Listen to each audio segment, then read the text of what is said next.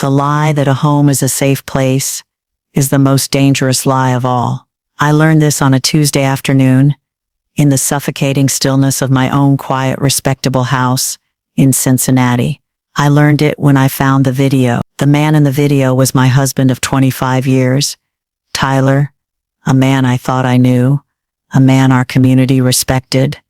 The girl in the video was our daughter, Nancy, my only child, my whole world, and the thing he was doing to her, the thing captured in the cold, unforgiving light of a hidden camera, was a monstrousness so profound it had no name. When I confronted him, his face, the face I had loved and trusted for half my life, remained placid. He looked at the horror playing out on the screen, and then he looked at me, and he said the words that shattered my universe into a million irreparable pieces. She liked it. In that single brutal moment, the man I was married to died, and a monster took his place. In that moment, the daughter I thought I was failing to understand became a victim I had failed to protect. They thought my love for my family would make me weak, that my desire for a peaceful life would make me compliant. They thought they could bury this secret, and me along with it. They didn't know that a mother's love, when faced with a truth this ugly, does not break. It transforms, it becomes a weapon, it becomes a fire that will burn down the entire world to save her child. He said she liked it. He was about to find out what I was like when I was angry. Our life to the outside world was a portrait of suburban success. We lived in a beautiful 2-story brick house in a good neighborhood, the kind of place with manicured lawns and friendly neighbors who waved as you pulled out of the driveway. Tyler was a successful sales executive, a man who oozed charm and confidence. He was handsome, charismatic, the president of the local business association, a man other men wanted to be, and other women wanted to be with. I was his wife, Margaret, the quiet, steady presence at his side. I was the homemaker, the church volunteer, the woman who made the best meatloaf at the annual potluck. I was the proud mother of our beautiful, if quiet daughter, Nancy. We were the perfect family. It was a lie, a beautiful, carefully constructed, soul-crushing lie. The truth was that our home was a quiet kingdom of fear, ruled by Tyler's moods. He was a man of two faces. The public face was all smiles and handshakes and easy laughter. The private face, the one only Nancy and I saw, was cold, controlling, and cruel. He never hit me, not in a way that would leave a bruise. His abuse was more insidious,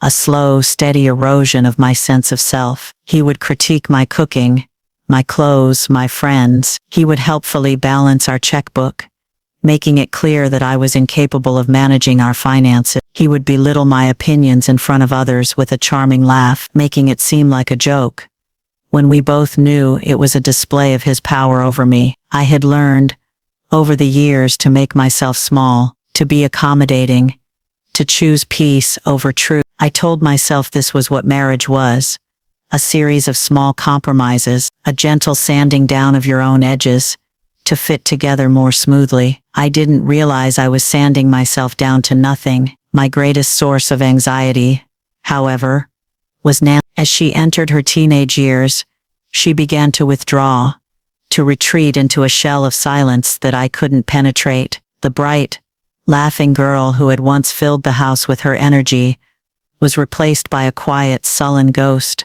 who spent most of her time in her room. Her grades began to slip. She stopped seeing her friends. She lost interest in everything she had once loved. I tried to talk to her, to understand what was happening, but she was a locked door. "I'm fine, Mom," she would mumble, her eyes fixed on the floor. When I brought my concerns to Tyler, he would dismiss them with a wave of his hand. "She's a teenager, Margaret," he'd say, his voice laced with a condescending pity. "It's called angst. All girls go through it. You're smothering her. Just give her some space." He framed my maternal concern as a weakness, an over-emotional reaction, and I, so used to doubting my own judgment, believed him. I gave her space. I stopped pushing. I told myself it was just a phase, that she would come back to me in time. I didn't know that the space I was giving her was being filled by a monstrous presence that was devouring her from the inside out. I didn't know that my husband, her father, was the source of the darkness that was extinguishing the light in her eyes. I was a fool, a blind, trusting, foolish woman who was living in a house with a monster and didn't even know it. The discovery was an accident, a horrible, life-altering accident. Tyler was a technophile, always with the latest gadget, the newest piece of software. Our house was smart, wired with cameras and sensors, all controlled by a central computer in his home office. For security, he would say, and I, in my naivete, had believed him. I had a reason to be on his computer that day. I was helping to organize a fundraiser for our church, and he had told me that the contact list for the business association was saved in a file on his desktop. It's in the folder labeled Projects, he'd said over the phone from a business trip in Chicago. Just be careful not to move anything around. His office was his sanctuary,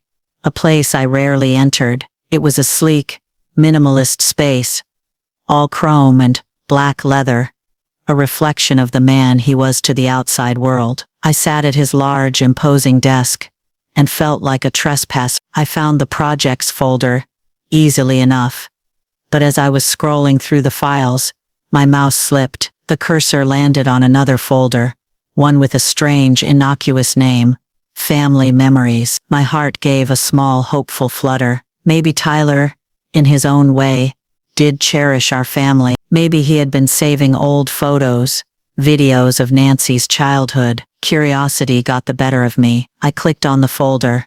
It was filled with dozens of video files, each labeled with a date. I scrolled through them, a small smile on my face, looking for a file that might be from one of Nancy's early birthdays, or a family vacation. I chose one at random, a file dated just a few months prior, and I double-clicked. The video opened. The image was clear, high definition. It was Nancy's bedroom. My Nancy. She was sitting on her bed, reading a book. The camera angle was strange, high up in the corner of the room, as if hidden in a smoke detector or a light fixture. A sick, cold feeling began to seep into my stomach. This was not a family memory. This was surveillance. Then, the bedroom door opened, and my husband walked in. My Tyler.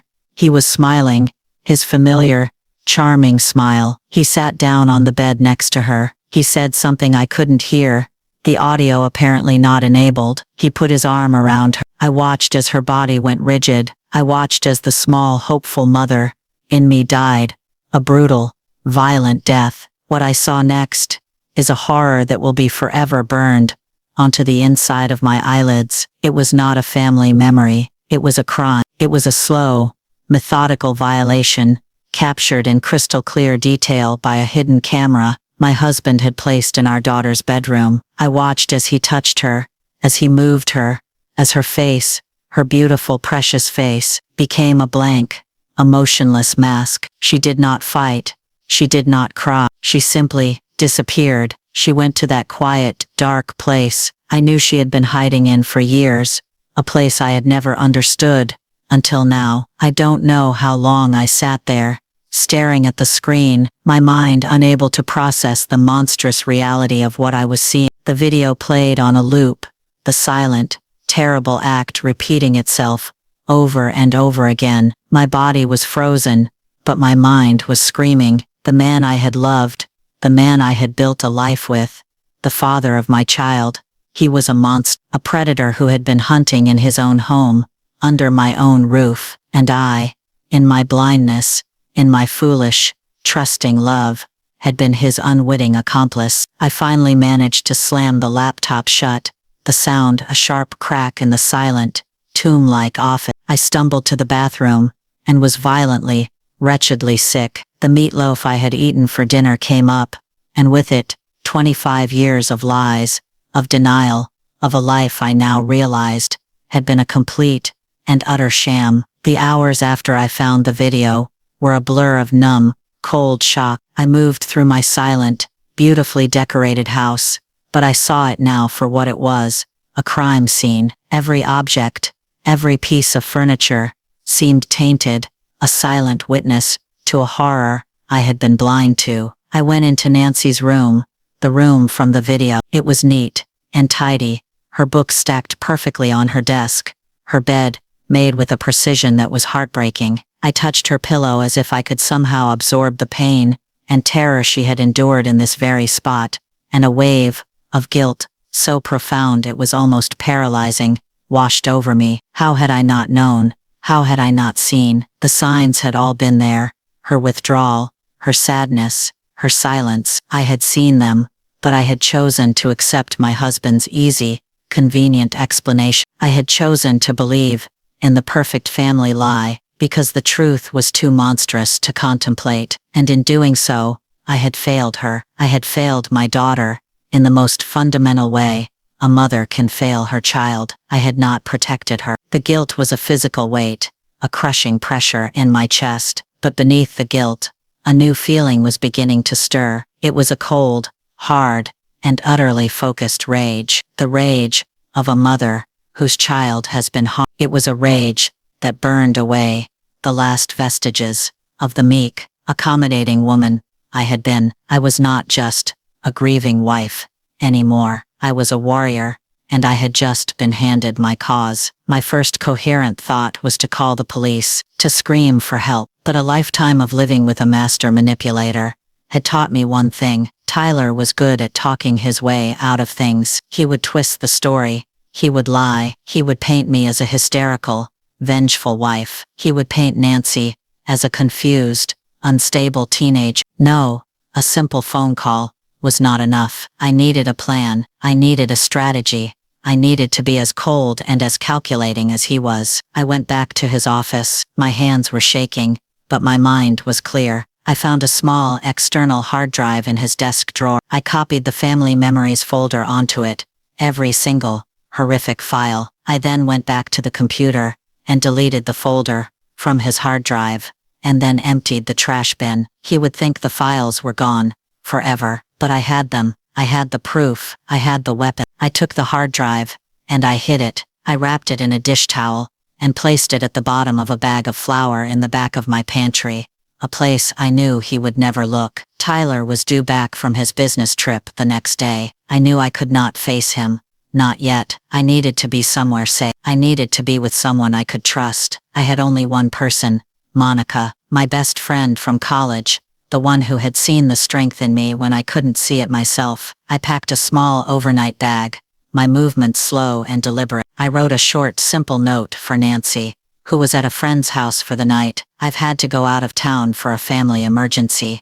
I wrote, I'll call you tomorrow. It was a lie, but it was a necessary one. I couldn't tell her the truth yet. I couldn't burden her with it until I had a plan to protect her. I called a taxi, my voice a low, steady whisper on the phone, and as I walked out of the front door of the house I had called home for 25 years, I did not look back. I was leaving the lie behind. I was walking towards the truth, and towards a war I was now determined to win. Monica's Chicago apartment was a sanctuary, a small, cluttered, sun-filled space that felt more like a home than my own grand, empty house ever had. She opened the door, took one look at my face, and pulled me into her arms without a word. I collapsed against her, and for the first time since I had seen the video, I allowed myself to weep. The sobs were a violent, wrenching storm, the sound of a lifetime of suppressed pain, and a heart that had been irrevocably shattered. Monica just held me, her presence a solid,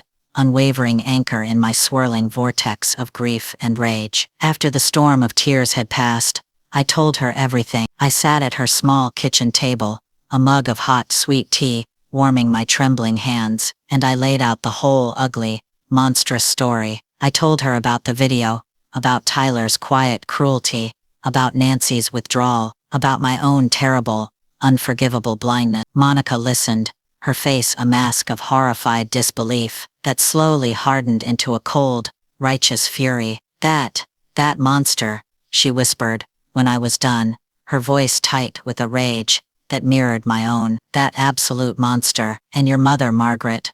I'm so sorry. She's not my mother, I corrected her, the words tasting like ash in my mouth. Not anymore. What are we going to do? She asked, her voice now sharp with purpose. We are going to destroy him, I said, and the words spoken out loud for the first time felt like a sacred vow. Monica, ever the practical one, immediately shifted into action. She was a woman who knew how to get things done. She had contacts. She knew people. She spent the next hour on the phone, her voice a low, efficient murmur, calling in favors, getting recommendations. By the end of the day, we had an appointment for the following morning with a woman named Miss Albright, a lawyer who was renowned for being the most formidable, ruthless, and successful prosecutor of domestic abuse cases in the state of Illinois. Our first meeting with Ms. Albright was a revelation. Her office was not the warm, wood-paneled space I had expected. It was stark,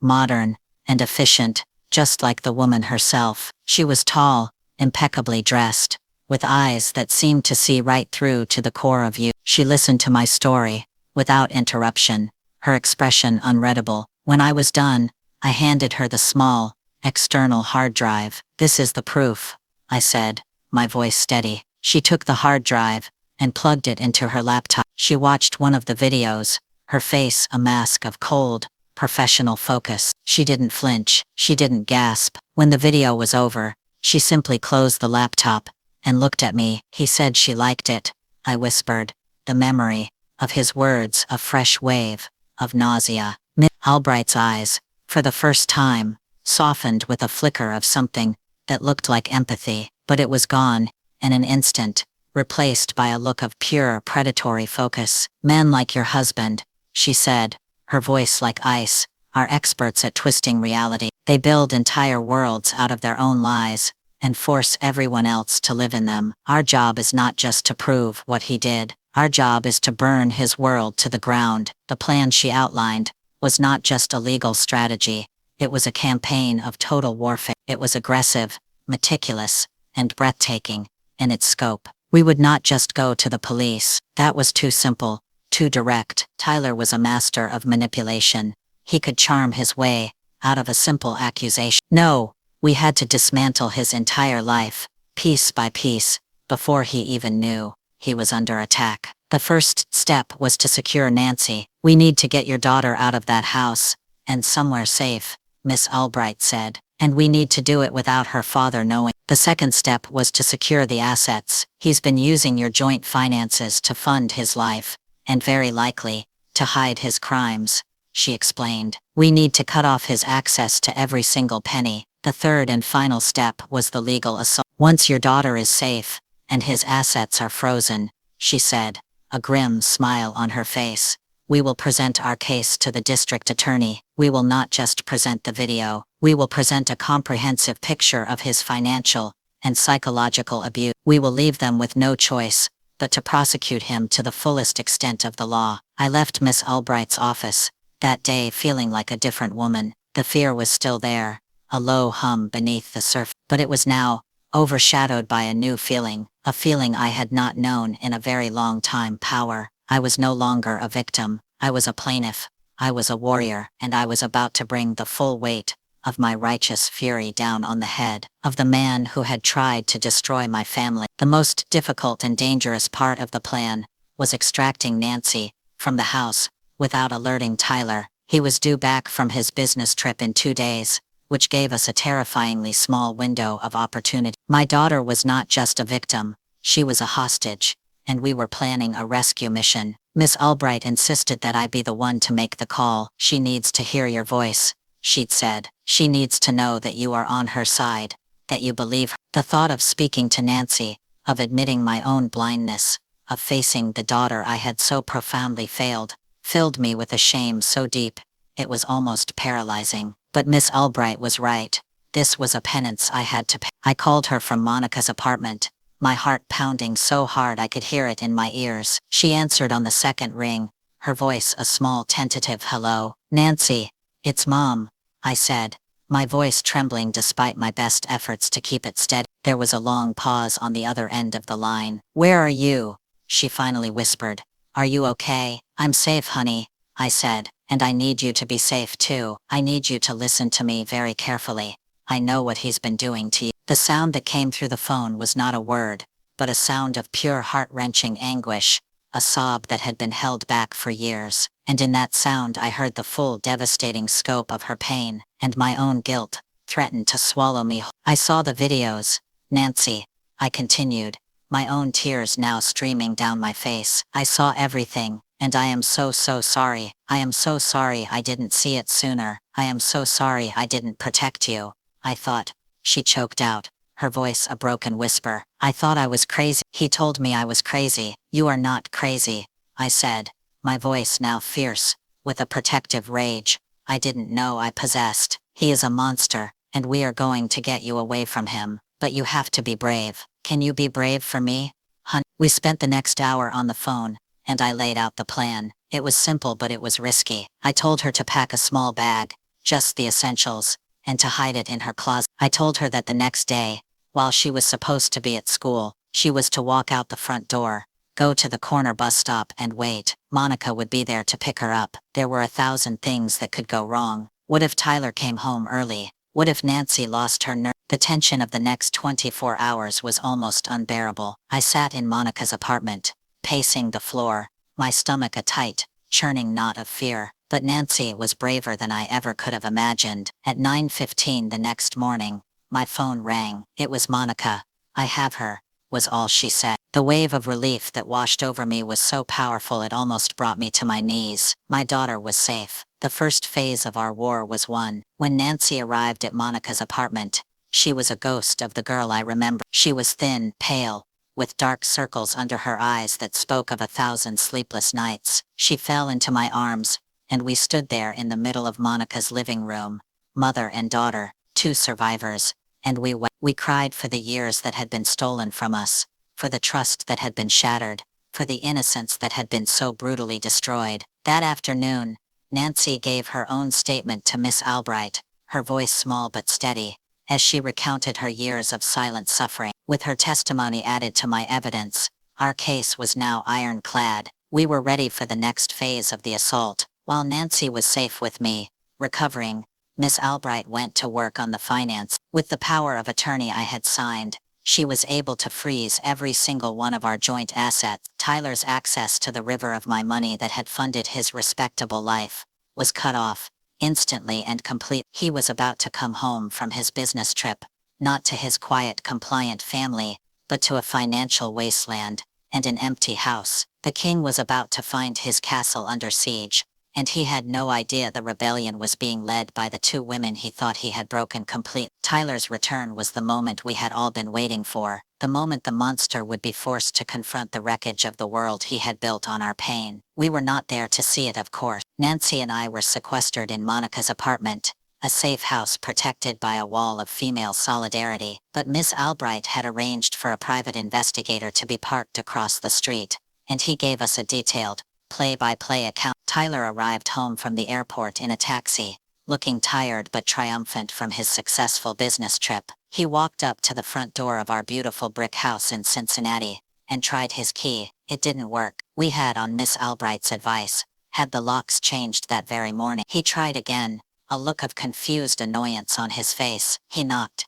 There was no answer. He started to look panicked. He pulled out his phone, and the investigator watched as he made a series of frantic calls, first to Nancy, then to me. Neither of us answered. His annoyance quickly escalated to fury. He started banging on the door, his voice a low, angry roar that carried down the quiet suburban street. Nancy, Margaret, open this damn door. The neighbors began to peek out from behind their curtains, their faces a mixture of curiosity and alarm. The perfect family was having a very public, very ugly meltdown. Finally he gave up and stormed around to the back of the house, where he used a spare key he had hidden under a flower pot to get into the kitchen. The investigator watched as the lights came on inside the house, and then a few minutes later, as Tyler exploded back out the front door, his face a mask of pure unadulterated rage. He had found the house empty. He had found our closets bare. He had found a single solitary envelope on the kitchen table, addressed to him. Inside was not a letter. It was a single legal document, a restraining order signed by a judge that morning, forbidding him from coming within 500 feet of me, or his daughter Nancy. While he was standing on the lawn screaming into his phone at his lawyer, 2 uniformed police officers pulled up. They had been dispatched by Miss Albright, who had informed them that a potentially volatile individual was at a property from which he had been legally barred. The public humiliation was complete. The respected businessman, the community leader, was being questioned by the police on his own front lawn, in front of his entire neighborhood. They didn't arrest him, not then, but they informed him that he was to vacate the premises immediately, and that if he tried to contact me or Nancy, he would be arrested. He was forced to leave his home, his castle, with nothing but the suitcase he had brought back from his trip. The king had been deposed, but his downfall was just beginning. The next day, Ms. Albright filed our civil lawsuit. It was a work of art, a masterpiece of legal devastation. It detailed every instance of his abuse, backed up by Nancy's testimony, my own, and the damning evidence of the video. It also included a meticulous accounting of his financial exploitation, seeking repayment for every dollar he had stolen, and punitive damages for a lifetime of pain. At the same time, we presented our criminal case to the district attorney's office. The video evidence was undeniable, irrefutable. They had no choice but to press charges. Tyler was arrested the following day, not quietly at his home, but at his office in front of his colleagues and clients. He was led away in handcuffs, his public facade of respectability shattered into a million irreparable pieces. The man who had hidden his monstrousness behind a mask of charm and success was now just another common criminal, his mugshot a permanent, public record of his true nature. The poetic justice was almost biblical. He had tried to silence us, and now our truth was being shouted from the rooftop. He had tried to lock us away in a prison of fear, and now he was the one behind bars. The legal battles were a long and brutal war, but we were armed for it. Tyler, from his jail cell, hired a team of expensive lawyers, who tried every dirty trick in the book. They tried to paint me as a scornful, hysterical wife, a woman trying to ruin her husband out of spite. They tried to portray Nancy as a troubled, manipulative teenager, a girl who had invented a story to get attention. They tried to have the video evidence thrown out on a technicality. They tried to smear our names, to discredit our testimony, to bury us in a mountain of legal paperwork. But they had underestimated us. They had underestimated the power of the truth, and they had certainly underestimated Miss Albright. She was a warrior, a brilliant, relentless fighter, who met their every attack with a calm, unshakable confidence. The civil suit was settled first. Faced with the overwhelming evidence of his financial fraud, Tyler's lawyers advised him to avoid a trial. He was forced to sign over his every remaining asset to us, his retirement accounts, his stocks, what little was left in the accounts he had tried to hide.